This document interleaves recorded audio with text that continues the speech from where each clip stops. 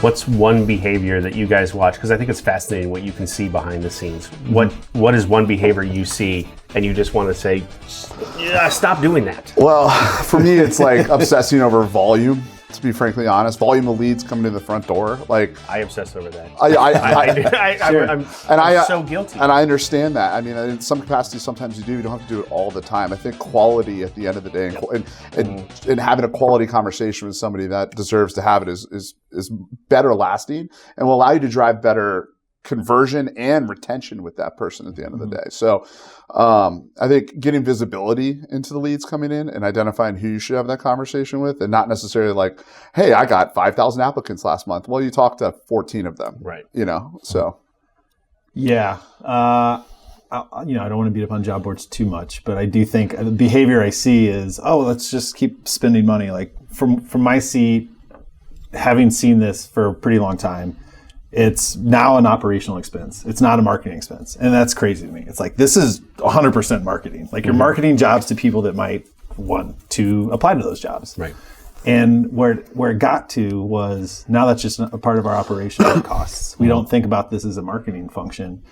And that's, I think, a byproduct of, staffing agencies used to post jobs in the classified ads. And then online we had Monsters. Like, cool, now we can do this stuff on Monster and Career Builder. And it's like, awesome, great. Then all the other ones have iterated and come along.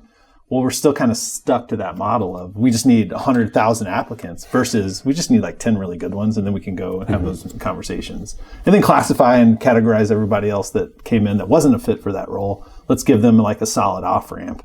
That just doesn't exist in a world where you're kind of, 100% of your marketing budget goes to a job board. And I think that's where I'm like, the time is now for you to kind of own your universe a little bit better than you have. So let's talk about metrics.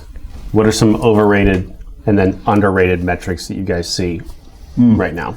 Well, he teed it up, but I think overrated is candidate volume. I think, we didn't get 100 applicants for this job. Well, sure, but you got like 20 really good ones that are qualified, and you have like an idea of what their fit is. And I think that to me is, I'd rather have 10 good ones than 100 bad ones, or 100 unknown ones. I mean, if you look at it too, like you get 100 leads to their front door, 40% of them in some capacity aren't even real. Sure. They could be bots as well. So identifying the quality of the lead coming through, is it a real person, verified person? Are they searching for a job? I think that is the, if you're not drilling into there, it's a bit more of an overrated.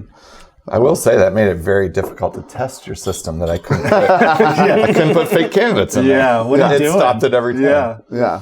And then where's my record? It's like, well, it's in this quarantine section. Yeah, it was a real problem. We don't trust this shifty Joel guy is what it came down to. Yeah. Right. Yeah. So my wife started applying for a lot of RN jobs for some reason. My grandmother applies to a lot of jobs right now.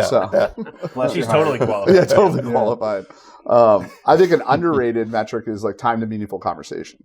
I don't think anyone's tracking that right now in a good capacity, but like, what is a meaningful? It's not left a voicemail, it's not sent a text or a follow-up email. It's like, did notes go into the ATS of a conversation I had with this person and wasn't meaningful? And that's pulled right out of our kind of internal like CRM and how we use like marketing and stuff. Like if we get a demo request, we want to like, how long did it take us from when that happened to either they scheduled their own meeting or we scheduled a meeting with them, and that matters. Like if it goes 2 weeks and then you're like, oh, hey, by the way, we saw your demo request, like see you later. Like don't screw off. You're done at that point. Yeah, it's over. Yep. Yeah.